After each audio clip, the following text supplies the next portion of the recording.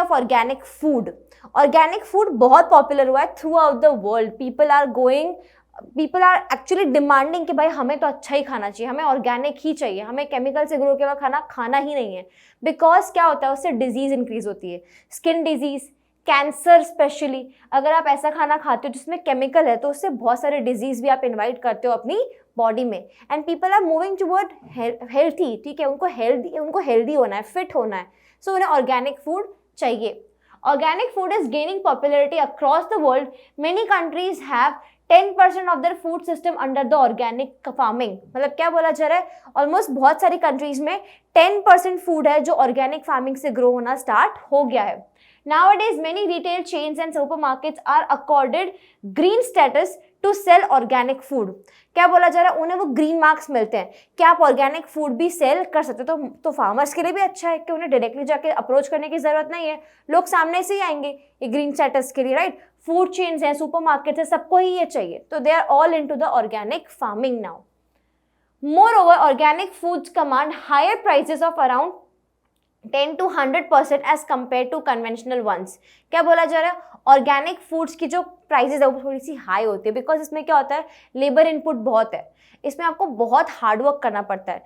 Because आप fertiliser everyday basis पे डालते हो, तो फर्टिलाइजर एवरीडे बेसिस के लिए बनाना, उसको बनाना प्लस उन चीज़ों को ग्रो करना, एक्चुअली यहाँ पे भी रिस्क तो है ही। आप पेस्टिसाइड भी यूज़ नहीं करते हो, आप बायोलॉजिकल पेस्टिसाइड यूज़ कर रहे हो, जिसकी वजह से कुछ रिस्क इन्वॉल्व भी होता है। तो फार्मर्स थोड़ा सा आपसे हाई चार्ज करते हैं in compare to the conventional grown food. Organic food का डिमांड थोड़ा ज़्यादा है, उसका प्राइस भी थोड़ा ज़्यादा है। Now organically produced cotton in Maharashtra. In 1995, Kisan Mehta of Prakriti, that is an NGO, first suggested that the cotton which uses a maximum chemical pesticides could be grown organically. Cotton is very important for our textile industry, ठीक है। Plus textile industry क्या है, base है India का, ठीक है। बहुत सालों से हमारे पास में कॉटन मिल्स हैं, कॉटन टेक्सटाइल इंडस्ट्री चल रहा है, ठीक है। पर कॉटन ग्रो करने में बहुत सारा केमिकल प्लस पेस्टिसाइड यूज होता है।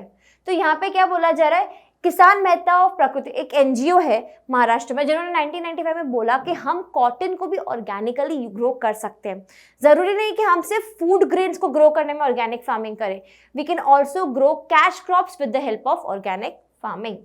At present, 130 farmers have committed and 1200 hectares of land or to grow cotton organically on the International Federation of Organic Agriculture Movement standards. क्या बोला जा रहा है, अराउंड 130 फार्मर्स ने अपने अपने लैंड दिए हैं कि हाँ ठीक है, हम अपने लैंड पे ऑर्गेनिकली ही कॉटन ग्रो करेंगे। एंड अराउंड 1200 हेक्टर्स लैंड पे हम लोग कॉटन ग्रो कर रहे हैं इन महाराष्ट्र ऑर्गेनिकली, ठीक है। ये हमारे जो मूवमेंट है, उनके जो स्टैंडर्ड्स हैं उनके अकॉर्डिंग यहाँ पे कॉटन ग्रो हो रहा है। So this was about growing cash crops, food crops organically.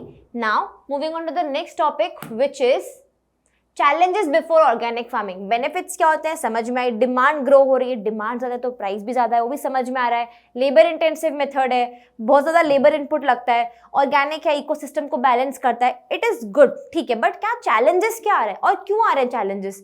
अगर ये इतना ही अच्छा है organic farming, so why people are hesitating? क्यों इतना हेजिटेशन हो रहा है? करो, सबको करना चाहिए फिर तो देखते हैं कि चैलेंजेस क्या हैं before organic farming. Less popular, यहाँ पे क्या बोला जा रहा है कि अभी भी है ना अवेयरनेस की बहुत ज़रूरत है। पीपल टेंड टू थिंक कि ये महंगा है, ठीक है, बहुत ज़्यादा महंगा है, हम सस्ता फ्रूट्स खरीद लेते हैं, ऑर्गेनिक फूड ज़्यादा महंगा आता है, ऑर्गेनिक फूड तो शो ऑफ हो गया बहुत ज़्यादा, ठीक है, सब ऑर्गेनिक करने लग गए। नहीं, ऐसा कुछ होता ही नहीं है। तो यहाँ पे क्या बोला जा रहा है कि अभी भी हमें अवेयरनेस फैलाने की बहुत ज़रूरत है। We need to aware people कि एक्चुअली में organic food is better for the health than the conventional grown food. Organic farming needs to be popularized by creating awareness and willingness on the part of farmers to adoption of the new technology. There is a serious need for an appropriate agriculture policy to promote organic farming. क्या बोला जा रहा है? We need a proper agriculture policy. अगर हम चाहते हैं कि एक्चुअली में ये एनवायरनमेंट के लिए अच्छा है और फार्मर्स भी इसको अडॉप्ट करें, तो हमें फार्मर्स को भी अवेयर करना ज़रूरी है कि व्हाट इज़ दिस एक्चुअली, ठीक है। बहुत सारे फार्मर्स को अभी तक पता ही नहीं कि ऑर्गेनिक फार्मिंग होती कैसे, क्या है, ठीक है। प्लस हमें लोगों को भी अवेयर करना बहुत ज़रूरी है। We need awareness programme, we need campaigns, लोगों को समझाने के लिए कि एक्चुअली में ऑर्गेनिक फूड कितना बेनिफिट देता है। Lack of infra and marketing facilities. Organic farming faces problems of inadequate infrastructure and marketing facilities. हमने इसके पहले चैप्टर में क्या देखा कि रेगुलेटेड मार्केट हैं, गवर्नमेंट ने बहुत स्टेप्स लिए हैं, क्रेडिट फैसिलिटीज़ है, सब कुछ है, बट क्या बोला जा रहा है कि वो सब कुछ कन्वेंशनल फार्मिंग के लिए है। अभी तक ऑर्गेनिक फार्मिंग को हमने बराबर प्रमोट नहीं किया, बराबर हमने अवेयरनेस नहीं करी है, प्लस हमने इंफ्रा और हमने मार्केटिंग फैसिलिटीज़ यहाँ पे इंट्रोड्यूस नहीं की है जो ज़रूरी है। अगर ये नहीं होगा तो how will a farmer take initiative कि मैं कुछ अच्छा काम करूँ, तो उसको इनिशिएटिव देने के लिए भी आपको कुछ ना कुछ पुश देना पड़ेगा। Next is low yield. Organic farming has a lesser yield in the initial years as compared to the modern agricultural farming. As a result, small and marginal farmers find it difficult to adapt to large scale production. क्या बोला जा रहा है कि initial years में क्या है ना, ऑलरेडी आपने बहुत सारा केमिकल फर्टिलाइजर पेस्टिसाइड यूज़ किया अपनी ज़मीन पे, अपने लैंड पे, इतने सालों से आप यूज़ कर रहे हो, तो कहीं ना कहीं पे तो वो लैंड अफेक्ट हुआ है। और क्या होता है, कोई भी चीज़ जब नेचुरली होती है तो इट टेक्स टाइम, प्लस ज़रूरी नहीं कि वो अबेंडेंस में ग्रो हो। हम केमिकल्स का यूज़ करते हैं तभी वो चीज़ अबेंडेंस में एकदम बहुत ज़्यादा ग्रो हो जाती है, राइट, क्योंकि वो केमिकल के थ्रू प्रोड्यूस हो रही है। नेचुरली लैंड को हील होने में टाइम लगता है, नेचुरल प्रोसेस है, तो इनिशियली क्या होता है ना कि लैंड प्रोडक्शन कम देती है। लेट्स से अगर मैं केमिकल फर्टिलाइजर यूज़ करती थी और मैं अराउंड 100 kg टमाटोज प्रोड्यूस करती थी मेरे लैंड पे, तो वहाँ पे क्या हो रहा है, ऑर्गेनिक फार्मिंग से मुझे इनिशियली क्या होगा 60 या 70 kg ही मिलेगा।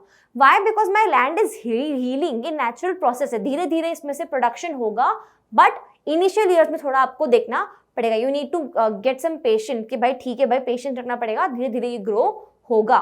तो क्या होता है कि स्मॉल और मार्जिनल फार्मर्स जो हैं उन्हें ये लॉस नहीं चलेगा, दे नीड मनी, तो उसके लिए वो लोग अडेप्ट नहीं कर पा रहे इस टेक्नोलॉजी को, क्योंकि उन्हें लार्ज स्केल प्रोडक्शन चाहिए टू सर्वाइव। उनकी भी गलती नहीं है, बट येस यहाँ पे गवर्नमेंट को कुछ ना कुछ सब्सिडीज या कुछ लाना पड़ेगा जिसकी वजह से हम उनको भी एनकरेज कर पाएँ। Shorter food life. Organic produced has a shorter shelf life as compared to sprayed produce. This is true.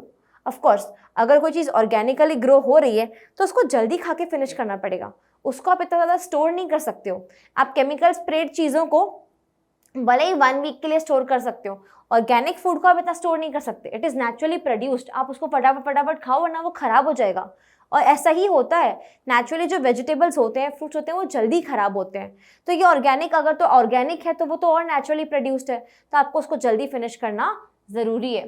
यहाँ पे क्या होता है ना, फार्मर्स स्टोर करते हैं जब तक उनको बेटर प्राइस नहीं मिलता, इसीलिए हम ये पॉइंट लेके आ रहे हैं। अगर फार्मर्स लेट्स से स्टोर करते हैं और इसकी शेल्फ लाइफ कम है और उन्हें बेटर प्राइस नहीं मिलता लेट्स से, तो अगेन उन्हें लॉस होता है। तो इसकी वजह से भी बहुत सारे फार्मर्स जो है वो हेजिटेट करते हैं। Limited choice of crops.